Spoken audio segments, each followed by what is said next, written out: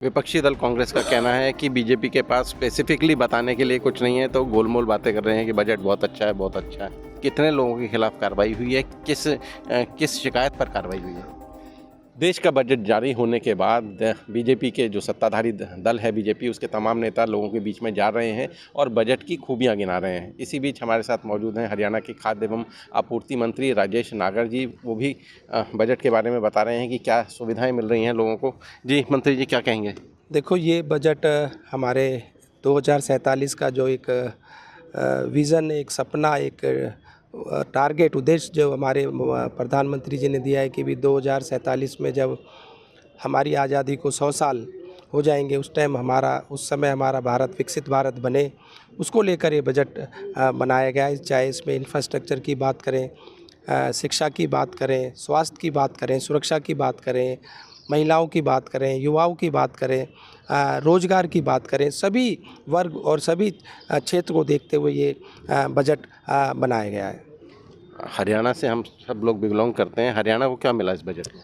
देखो, एमएसएमई जो बड़ी इसमें बजट में वो दिया गया है एमएसएमई के लिए, तो उसमें अगर उद्योगों की बात करें तो हरियाणा में भी अगर उद्योग हैं, इस तरह की यूनिट्स हैं, तो फरीदाबाद में बहुत है, गुरुग्राम में बहुत है, मानेसर में है, आपके पानीपत में है, पंचकुला में है, और कई ज़िलों में इस तरह की यूनिट्स हैं। तो उनसे जो भी लाभ जो हमें मिलेगा, तो सभी यूनिट्स को मिलेगा और उससे बहुत फ़ायदा, उसमें रोज़गार भी लोगों को मिलेगा। उसमें जब बढ़ावा होगा, उसमें रेवेन्यू भी हमारी प्रदेश सरकार को और केंद्र सरकार को आएगा, और इससे हमारे युवाओं को बहुत रोज़गार मिलने से उनका बहुत फ़ायदा होगा। विपक्षी दल कांग्रेस का कहना है कि बीजेपी के पास स्पेसिफिकली बताने के लिए कुछ नहीं है, तो गोलमोल बातें कर रहे हैं कि बजट बहुत अच्छा है, बहुत अच्छा है। देखो, इसमें एक चीज़ और भी मैं आपको बताना चाहूँगा कि भाई, जो छात्रावास महिलाओं के लिए हर ज़िले में बनाए जाएंगे, उसमें बहुत ज़्यादा फ़ायदा होगा हमारे फरीदाबाद को भी। जो महिलाएं जो काम करने बाहर से आती हैं, या जो काम करने के लिए उनको कोई पीजी लेना पड़ता है या कोई और किराए पे रहना पड़ता है, तो छात्रावास में वो अपने आप को सिक्योर फील करेंगी। उनको एक इनसिक्योरिटी जो फील होती थी वो नहीं होगी, सिक्योरिटी की पूरी उनको मिलेगी, और उनको काम करने में बहुत उनको बढ़ावा मिलेगा। रोज़गारों में जो महिलाएं, हमारा प्रधानमंत्री जी, हमारे मुख्यमंत्री जी कह रहे हैं जी महिलाओं को आगे लाएं, जो महिलाएं हमारी मजबूत हो तो हमारा देश भी मजबूत होगा।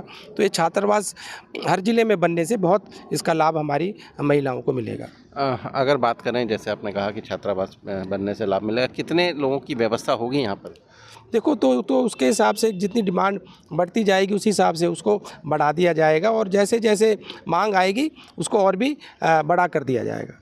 अच्छा मंत्री जी, दुनिया में भुखमरी के इंडेक्स जो है उसमें 123 देश शामिल हैं, 102 नंबर भारत का है। आप हरियाणा के खाद्य आपूर्ति मंत्री हैं, क्योंकि इसमें न केवल इसकी बात है, बल्कि इस भुखमरी के कारण जो बच्चे हैं उनकी हाइट नहीं बढ़ रही, जो एवरेज वेट है वो घट रहा है। तो आपका डिपार्टमेंट भी इसी से तहत है। किस तरह से सुनिश्चित करेंगे कि हर गरीब बच्चे तक किसी खाने की दिक्कत ना हो और पोषण की दिक्कत ना इस हो? बजट में शिक्षा का और स्वास्थ्य का भी अलग से ध्यान रखा गया है, जिसमें शिक्षा में जो बच्चे इस तरह के आते हैं परिवार से, उनको किस तरह से उनको डाइट दिए जाए, किस तरह से उनको अवेयर किया जाए, उनको जागरूक किया जाए, जिससे वो अपने खान पीन का, अपने डाइट का, बैलेंस डाइट का एक ध्यान रखें, जिससे जो डेफिशिएंसीज जो उनके खाने में या उनके बीमारी होती है डेफिशिएंसी से, उनको जागरूक होने की वजह से उसमें इनकी बीमारी दूर होगी। और इसके लिए हमारा डिपार्टमेंट, तो आपने देखा कि हमारे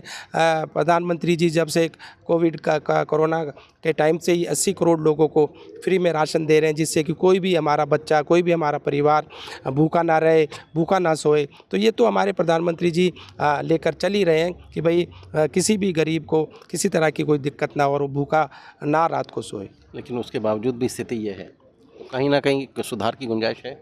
नहीं, बिल्कुल। देखो, 80 करोड़ लोगों को राशन देना फ्री में, और ये बहुत बड़ा एक कदम है जो हमारे प्रधानमंत्री उठा रहे हैं। और आगे भी कोई अगर इस तरह की कोई बात होगी, उसमें भी हमारी सरकार हमेशा गरीबों के साथ खड़ी है। अच्छा, एक बड़ी कार्रवाई हुई है आपके डिपार्टमेंट में, कितने लोगों के खिलाफ कार्रवाई हुई है, किस शिकायत पर कार्रवाई हुई है?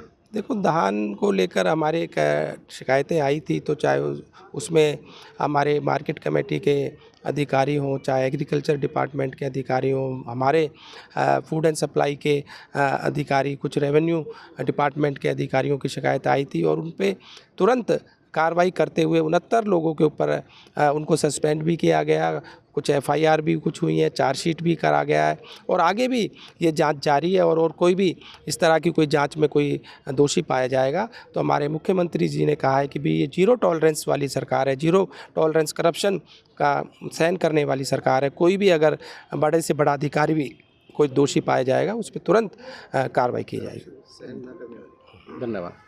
तो ये थे हमारे साथ खाद्य आपूर्ति मंत्री राजेश नागर जी, जो बोल रहे हैं कि जो डिपार्टमेंट में उनकी कार्रवाई हुई है वो भ्रष्टाचार को लेकर हुई है। इसके चलते 69 अधिकारियों को सस्पेंड किया गया है। तो एक साफ मैसेज ये देने की कोशिश की गई है कि भ्रष्टाचार किसी भी लेवल पर बर्दाश्त नहीं किया जाएगा। दूसरी तरफ इनका ये भी है कि क्योंकि जो भारत का सूचकांक है वो काफ़ी नीचे है भुखमरी के मामले में, तो उन्होंने कहा कि प्रयास रहेगा कि हर परिवार तक, हर बच्चे तक खाना पहुँचे और ये सुनिश्चित हो सके कि कुपोषण ना रहे। हरियाणा के लिए फरीदाबाद से सचिन गौड़।